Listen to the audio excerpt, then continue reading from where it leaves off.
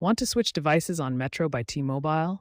There are two main methods: SIM swap using a physical SIM card and eSIM transfer, a digital process. SIM swap involves ordering a replacement SIM from Metro via the app, website, or store.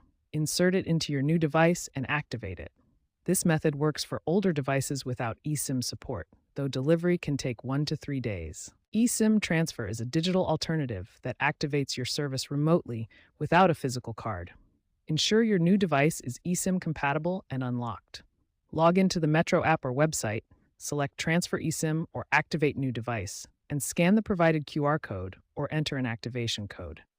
The system instantly provisions the eSIM, migrating your service. Let's dive into each method with more detail.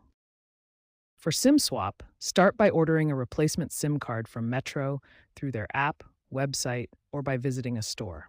Once you receive it, insert the SIM into your new device, power it on, and connect to Metro's network. Finally, activate the service by following the on-screen prompts or calling customer support if needed. This process typically takes 1 to 3 days for delivery. For eSIM transfer, first ensure your new device is eSIM compatible and unlocked. Access the Metro app or website and log into your account. Select the Transfer eSIM or Activate New Device option.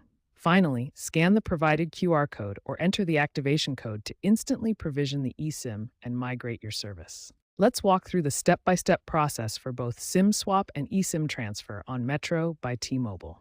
For the traditional SIM swap method, first insert the new SIM card into your device. Then power on the device and connect to Metro's network. Follow the on-screen prompts or call customer service to activate. Keep in mind this process can take up to 3 days. Now, for the eSIM transfer method, which is faster and more convenient. First, confirm your device is compatible on Metro's website. Then open the Metro app or visit the website. Authenticate using your PIN or biometrics. Select the eSIM transfer option.